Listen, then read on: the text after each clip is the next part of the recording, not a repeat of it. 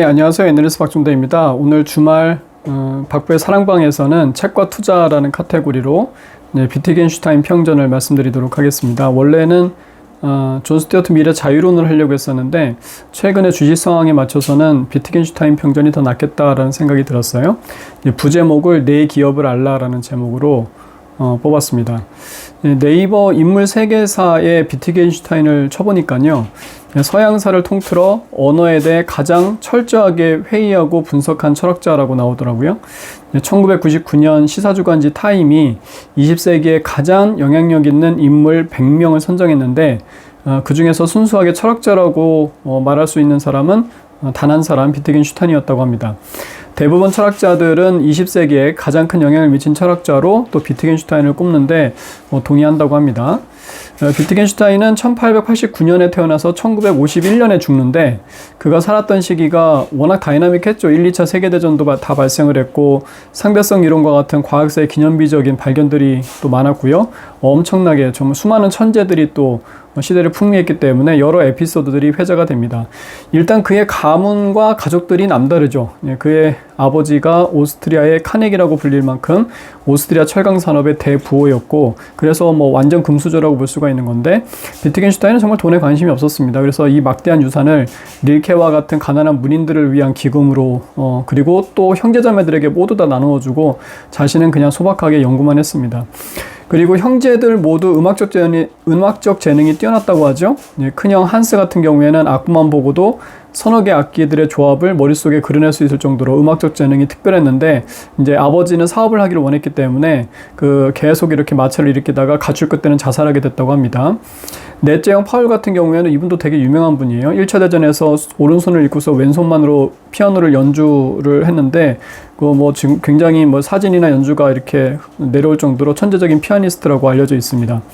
이 글의 주인공 루트비 비트겐슈타인 같은 경우에는 형제들 중에 가장 음악적 재능은 떨어졌지만 그래도 웬만한 소나타 정도는 휘파람으로 불 수가 있어서 주위 사람들이나 제자들에게 또 하나의 치명적인 매력으로 작용을 했다고 합니다. 그리고 구스타프 크림트라고 이제 굉장히 유명한 화가가 있죠. 이 구스타프 크림트하고 또 교류가 또 많이 있었기 때문에 이 가문이 그래서 비트겐슈타인의 막내 누나의 초상화를 그리기도 했다고 합니다. 그래서 아마 구스타프 크림트의 그림을 본 분들이라면 다 알고 있는 유명한 그림입니다. 비트겐슈타인은 처음에 공학을 공부하다가 이제 버틀란드 러셀을 만나면서 본격적으로 철학에 임하게 됩니다. 버틀란드 러셀, 또 엄청나게 유명한 분이죠. 이미 당시 수학과 논리학에서 큰 명성을 얻었고 영국 철학의 양대 산맥으로 자리 잡고 있었습니다. 철학뿐 아니라 97세까지 굉장히 장수를 하셨는데 죽을 때까지 2차 대전, 핵무기, 베트남 전쟁을 비판하면서 실천적 지성으로 또 사회의 부조리에 대해서 맞서 저항했던 분이죠. 1950년에 노벨 문학상까지 받았고 글이 이제 워낙 유려하기 때문에 저도 예전에 영어 공부할 때 여러 문장들이 나왔던 기억을 합니다. 그의 자서전에 이제 유명한 말이 있죠. 세 가지 열정이 내 인생을 지배했다. 사랑에 대한 갈망, 지식에 대한 탐구욕, 인류의 고통에 대한 연민을 나는 절대 피할 수 없었다. 이렇게 아주 멋진 말을 또 하셨습니다. 버틀란드 러셀도 천재였지만 러셀이 비트겐슈타인 공부하는 것을 보고서 그는 정열적이고 심오하고 강렬하고 지배적이다라는 측면에서 전통적인 천재의 완벽한 포분이다라고 말을 합니다. 1년 정도 지나니까 러셀이 더 이상 비트겐슈타인에게 가르칠 것이 없고 더구나 그가 자신을 앞서가고 있다고 이제 느꼈다고 합니다. 그래서 이런 말을 하죠. 비트겐슈타인은 내 이론이 전부 틀렸으며 그 이론이 갖고 있는 난점을 내가 깨닫지 못하고 있다고 했습니다. 나는 비트겐슈타인이 오르며 내가 보지 못하는 무엇인가를 보았을 것이라는 느낌이 듭니다. 이제 젊은 세대가 문을 두드리고 있군요. 비트겐슈타인에게 내 자리를 내주어야 할까 봅니다. 이때부터 버틀란드 러셀은 이제 학문 연구는 비트겐슈타인한테 넘겨주고 본인은 이제 사회운동하러 전 세계를 돌게 되는 것 같습니다. 아무튼 그러다가 어찌된 연호인지 굳이 참전하지 않아도 되는 1차 세계대전 최전방에 이제 자원 배치되었고요. 비트겐슈타인이 포로 수용소에서 대표적인 논리 철학 논거를 최종 완성했다고 합니다. 철학적 문제가 참혹한 전쟁의 공포와 절망 속에서 해결되었다라고 말을 하는데 도무지 무슨 말인지 이해는 되지 않습니다. 아무튼 그 책이 출간된 이후에 이미 그는 최고의 그런 철학자 반열에 오르게 됩니다. 그러다가 40살에 뭔가 추가적인 연구가 좀 필요를 했어요. 그래서 캠브리지로 돌아오게 되는데, 이제 경제학자 케인즈, 이 케인즈 학파의 그 유명한 존 메이나드 케인즈입니다. 이 사람도 이제 역시 천재죠. 이제 그 돌아온다는 소식을 듣고 신이 도착했다라고 이제 편지를 썼다고 합니다. 근데 재밌는 사실은 1929년에 캠브리지로 돌아오게 되는데, 이때 그 비트겐슈타인이 박사학위가 없었기 때문에 처음 2학기 동안에는 비트겐슈타인의 공식적인 지위가 비트겐슈타인보다 17살이나 어린 램지를 자신의 지도교수로 두고 박사가 되기 위해 공부하는 상급 학생이었다고 하죠. 이 램지라는 분이 또 수학자인데 경제학에서도 굉장히 유명합니다. 경제적 효율성이 규범성, 그러니까는 경제적 효율성이 있고 규범적 경제가 있거든요. 그래서 사회 구성원이 바람직하다고 생각하는 경제 상태가 이제 그 규범적 경제학이라고, 규범 경제학이라고 하는데, 일반적인 경제적 효율성과는 좀 차이가 있죠. 그게 얼마나 다른지를 갖다가 말해주는 게 이 램지 규칙입니다. 예를 들어서 정부가 세금을 효과적으로 걷기 위해서는 수요의 가격 탄력성이 높은 사치제의 세율을 낮추고, 그리고 가격 탄력성이 낮은 쌀과 같은 필수제의 세율을 높게 부과하는 것이 합리적이다 라고 합니다. 뭔가 지금하고는 굉장히 정반대죠. 그래서 오히려 그 가난한 사람들에게 더 세금을 많이 걷는 거잖아요. 근데 효율적으로는 그게 더 효율적이다라는 겁니다. 그래서 조세의 역진성을 보여주는 게 이 램지 규칙입니다. 지금과는 이제 제도와는 사실 반대죠. 아무튼 이 램지라는 분이 되게 이제 유명한 분인데, 이분은 28살에 요절을 했습니다. 그래서 비트겐슈타인하고 수학에 대한 견해는 좀 달랐지만, 아무튼 그런 램지도 비트겐슈타인을 엄청 존경했고 영문으로 책도 내주었어요. 이 비트겐슈타인의 책을. 그래서 그가 죽었을 때 비트겐슈타인이 정말 가슴 아프게 통곡을 하게 되는데, 램지는 또 이런 말도 했습니다. 우리는 정말로 위대한 사상의 시대에 살고 있다. 아인슈타인, 프로이드, 그리고 비트겐슈타인이 모두 살아있다. 뭐 이런 말을 또 했었죠. 여튼 비트겐슈타인이 박사학위 받을 때도 유명한 일화가 있습니다. 그러니까 1929년인데 비트겐슈타인이 박사학위 취득을 위한 구두 시험을 치르는데 평가관이 버틀란드 러셀하고 조지 무어였죠. 그래서 러셀이 이를 두고서 내 평생 이런 말도 안 되는 경우는 처음이다. 왜냐하면 이미 자기들을 뛰어넘은 철학자에게, 그리고 이미 당대 최고의 저작이라고 평가받고 있는 논리철학 논고를 두고 박사학위 심사를 해야 한다는 게 말이 안 된다는 거죠. 아무튼 구두시험을 마치고 비트겐슈타인이 이 두 대학자의 어깨를 툭툭 치면서 걱정하지 마십시오. 나는 당신들이 그것을 결코 이해하지 못할 것이라는 것을 이미 알고 있었습니다. 라고 말을 하면서 이제 그 시험장을 나갔다고 합니다. 굉장히 유명한 일화죠. 이외에도 이제 뭐 일화들이 많아요. 칼 포퍼하고 부직갱이 들고 논쟁한 일화가 또 되게 유명한데, 열린 사회와 그 적들이라고 해가지고서 굉장히 유명한 분이잖아요. 칼 포퍼 같은 경우에도. 근데 이분이 비트겐슈타인에게 좀 열등감을 갖고 있었다라고 이제 말이 전해 내려오기도 합니다. 그리고 또 사도를 거느리고 있었다고 하죠. 사도, 그러니까 제자들, 따르는 무리들을 갖다 거느리고 있었는데, 비트겐슈타인은 제자들에게 철학은 사소한 일이니까 지금 하고 있는 일이나 열심히 잘하라고 이제 달래고 다그쳤다고 합니다. 그래서 제자들이 하는 일들이 다 이제 철학이나 공부가 아니라 의사, 뭐 농부, 공장 노동자, 뭐 이런 것들을 다 했다고 그래요. 그러다가 정말 이제 공부를 하고 싶어가지고서 다시 비트겐슈타인에게 찾아가면, 이제 비트겐슈타인이 또 아니야, 넌 잘하고 있어. 내가 하고 있는 게 네가 하고 있는 농사일이 가장 의미 있는 일이야라고 또 이제 또 훈계를 했다고 합니다. 심지어 이제 전 세계를 돌면서 평화와 인간애를 연설하는 스승이자 버신 이제 버틀란드 러셀한테도 제발 좀 그런 쓸데없는 것 좀 하지 말고 돌아와서 연구나 해라. 이렇게 말했다고 합니다. 대체 전쟁의 위험 속에서 지식인으로서 진실과 평화의 중요성을 알리는 그런 설파하는 작업보다 더 중요한 게 무엇일까요? 이렇게 생각을 해보게 되면 비트겐슈타인은 좀 관점이 달랐어요. 비트겐슈타인은 이렇게 말합니다. 그저 당신 자신을 개선하시오. 그것이 더 나은 세상을 만들기 위해 당신이 할 수 있는 유일한 일이요 라고 말했습니다. 그러니까 다른 거 자기가 잘하고 있는, 지금 현재의 나 자신에게 충실한 게 가장 훌륭한 일이다라고 이제 생각을 한 거죠. 아무튼 제가 비트겐슈타인 철학을 뭐 논하자는 건 아니고요. 뭐 논리철학 논고나 철학적 탐구 같은 경우에는 이제 너무 어려워서 저도 여기에 이제 책이 있습니다만은 저 그냥 전시용으로 꽂아놓고 있는 겁니다. 너무 어려워서 읽을 수가 없어요. 그래도 이제 그의 평전이나 여러 가지 일화들을 통해서 그의 말과 생각을 좀 엿볼 수는 있겠죠? 그래서 거기서 뭘 깨닫고 얻을 수 있을까를 생각을 해보게 되면 제가 이때까지 말씀드린 거에 뭔가 좀 일관되게 관통하는 생각이 느껴지지 않으세요? 예. 제가 비트겐슈타인을 그 평전을 접했을 때가 2013년인데 제가 지금 굉장히 두꺼운 책이었어요. 비트겐슈타인 평전. 예, 저 책인데 저거를 접했을 때가 2013년, 그러니까 애널리스트로서 6년 차 됐을 때인데, 애널리스트는 이제 개인 사업가 같거든요. 그래서 막 이직하고 홀로서기로 진검승부해서 지면 끝이다라는 이제 부담감도 되게 컸을 때입니다. 정신없이 탐방 다니고 리포트 쓰고 무작정 펀드 매니저한테 콜하고 세미나 다닐 때였습니다. 그래서 리포트, 콜, 세미나 실적에서 무조건 1등만 추구할 때였어요, 그때가. 그런데 이제 그렇게 막 일하다 보니까 내가 이제 어디서 뭘 하고 있는 건지 잘 모르겠는 거예요.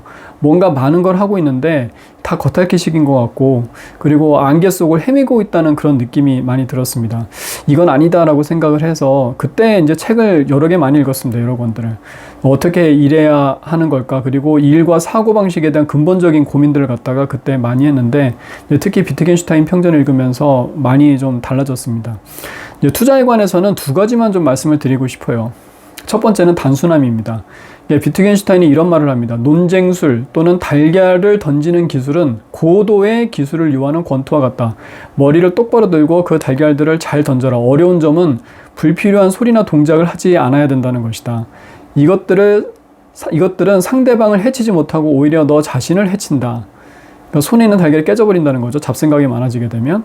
비트겐슈타인은 섹스피어 같은 그런 그 사람을 별로 그렇게 좋아하지 않았어요. 왜냐하게 되면 섹스피어는 너무 많은 은유하고 지규를 이렇게 비유를 했기 때문에 별로 좋아하지 않았다고 합니다.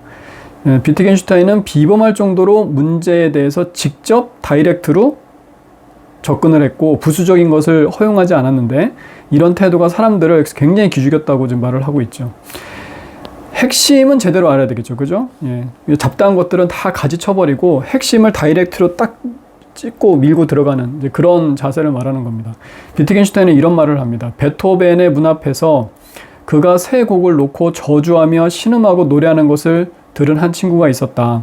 1시간이 지나 드디어 베토벤이 문을 열었다. 그는 마치 악마와 싸웠던 사람 같았고, 그의 경로를 피해 요리사와 하녀가 떠났기 때문에 그는 36시간 동안 아무것도 먹지 않고 있었다. 그런 종류의 사람이 되어야 된다. 뭐 이거는 좀 과하죠. 그죠? 베토벤을 저희가 어떻게 당하겠어요. 하지만 그 정도의 집중력을 가지고서 파고 들어가야 된다라는 겁니다.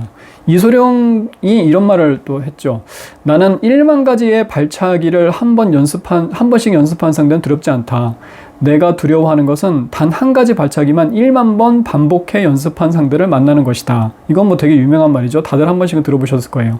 행커론도 이러한 비슷한 명언을 남겼습니다. 매일 정신이 아득할 정도로 많은 시간을 연습에 쏟고 나면 이상한 능력이 생긴다. 다른 선수들에게는 없는 능력이 생긴다. 예를 들면 투수가 공을 던지기 전부터 그 공이 커브인지 직구인지 알 수 있게 된다. 그리고 날아오는 공이 수박처럼 크게 보이게 된다. 수박처럼 크게 보이면 정말 잘 칠 수 있겠죠. 그죠? 기업 분석할 때도 이런 유사한 경험을 합니다. 이게 큰 기업으로 갈수록 어때요? 사업 부문이 굉장히 많아지고 계열사가 30개 롯데쇼핑이나 이마트 그랬었죠. 30개가 넘는 회사도 수두룩합니다. 앞으로의 실적과 주가가 좋아질지 나빠질지 어떻게 알 수 있을까요? 최대한 끝까지 파야 됩니다. 최대한 끝까지. 손익계산서를 직접 엑셀로 키인을 해서 만들어 보기도 하고, 어느 사업에서 현금이 들어오고 어디로 나가는지 해당 산업의 현황과 지표들의 변화 같은 것들을 갖다가 진짜 부릅뜨고서 정말 수백 개, 수십 개의 그래프를 갖다가 그려봐야 됩니다. 그렇게 그려보다 보면 갑자기 툭 튀어오르는 숫자들이 있어요. 그리고 기업이 갑자기 굉장히 단순해 보일 때가 있습니다. 갑자기 그렇게 돼요. 왜 다 그런 경험이 있으시잖아요. 그러니까 처음에는 길게 느껴졌던 노래 가사가 모두 다 외우고 나면 갑자기 짧게 느껴지는 순간, 그런 게 아마 다들 경험이 있으실 텐데 똑같습니다. 기업 분석도 마찬가지예요. 그런 느낌이 들 때 비로소 저는 이제 신규 커버리지를 게시를 하고 리포트를 씁니다. 그런데도 주가가 틀릴 때가 많잖아요. 그러니까는 기업 분석, 주가 맞추는 게 얼마나 어려운지를 알 수가 있는 거죠. 실적과 주가의 핵심 팩터가 눈에 확 들어올 때까지는, 즉 단순해질 때까지 기업 분석을 계속 해야 되는 겁니다. 아직 머릿속에 명확한 그림이 그려지지 않는다면 그 기업을 아직 모르시는 겁니다. 그러니까 투자를 하면 안 됩니다. 그리고 둘째, 모르는 것에 대해서는 모르는 것에 대해서는 말도 하지 말아야 된다. 그러니까 비트겐슈타인 말 중에 가장 유명한 말이 이거죠. 말해질 수 있는 것은 분명하게 말해질 수 있다. 그리고 말할 수 없는 것에 대해서는 침묵해야 된다.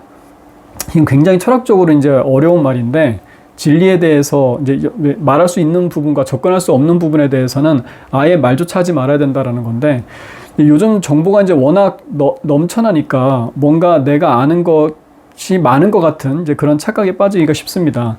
그러다 보니 이제 사람들이 말이 너무 많아진 것 같아요. 특히 이제 뭐 정치, 뭐 다 전문가들이죠, 그죠? 유튜브 알고리즘에 의해서 맨날 자기 생각하고 똑같은 생각하는 사람들 갖다 많이 듣고 만나다 보니까는 자기 확신이 더 강해지는 것 같아요. 그리고 목소리도 더 커지는 것 같습니다. 근데 본인이 알고 있는 내용에 대해서 얼마나 제대로 알고 있다고 생각하는지 모르겠어요. 그러니까 우리가 말하는 것은 쉬울 수가 있어요. 하지만 내가 왜 그것을 말하는지 아는 것은 굉장히 어려운 겁니다. 자신의 한두 번 경험으로 마치 전부를 아는 거냐 이렇게 말하는 분들도 계세요. 경험이란 게 그렇습니다. 중장기적으로는 굉장히 소중한 자산이지만 단기적으로는 굉장히 무서운 함정일 수가 있습니다. 내가 옳다고 판단하는 것들 대부분 이제 이게 판단을 할 때 직관적인 아이디어가 있겠죠? 그게 경험하고 결합되어서 종지부를 찍는 경우가 되게 많이 있습니다. 근데 경험의 무서운 점은 확신이에요, 확신. 근데 근데 생각해 보세요. 내 경험이란 게 수많은 사람들의 그 경험 가운데 아주 작은 경우의 수에 불과합니다. 그러니까 확률적으로는 무의미하다는 말이에요. 그런데 나는 내 경험에 대해서 엄청난 가중치를 두고서 확신을 갖습니다. 마치 이제 마술을 보면서 그것이 눈으로 그렇게 보였기 때문에 진실을 믿는 것과 같은 어리석음이라고 할 수가 있습니다. 이제 경험에 대한 확신은 굉장히 경계를 해야 된다라고 꼭 말씀을 드리고 싶어요. 그러니까 아이디어, 경험, 의사결정 이런 순으로 이제 투자 결정을 하든지 사업의 결정을 하게 되는데 그 사이에 반드시 뭐가 들어가야 된다? 숫자가 들어가야 됩니다. 분석이 들어가야 돼요. 예를 들어서 2021년 백화점 소비가 좋아질 것 같아. 그럼 백화점주를 한번 사볼까? 여의도 더현대 가보니까 사람이 정말 많네? 현대백화점 사.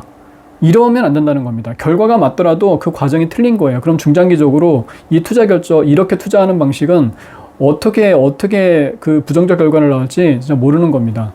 그러니까 마지막 의사결정을 할 때 한 가지 단계를 더 거쳐야 돼요. 뭐냐게 되면 사업보고서와 리포트입니다. 즉, 객관적인 숫자와 전문가의 분석을 알아봐야 합니다. 애널리스트 리포트를 심지어는 비판할 수 있을 정도로 많이 알고 있어야 되는 겁니다. 특히 이제 2021년은 이런 자세가 더 절실히 요구가 돼요. 왜냐하게 되면 2020년처럼 수급이 좋고 시장이 상승할 때는 안 좋은 거 수십 개보다 좋은 거, 강점 이런 거 한두 가지만 있어도 주가 모멘텀으로 작용을 했습니다. 그런데 그러니까는 이제 업종의 방향성만 알아도 개별 기업에 대해서는 잘 몰라도 수익이 날 수가 있는 거였어요. 하지만 이제 2021년처럼 수급이 여유치가 않고 시장이 박스권으로 횡보할 때는 좋은 것이 수십 개가 있어도 한두 가지 약점에 의해서 주가가 하락할 수가 있어요. 왜냐하면 A라는 종목을 팔아야지 더 좋은 B 종목을 살 수가 있는 거잖아요. 그죠? 그만큼 약세장에선 수익 내기가 어렵고 디테일이 중요하다는 말입니다. 여러분은 지금 그 투자하고 있는 기업에 대해서 얼만큼 아시는지 한번 여쭙고 싶어요. 그러니까 본인이 어떤 정치적, 사회적 이슈 또는 해당 기업에 대해서 잘 알고 있는지 없는지는 아는 방법은 간단합니다.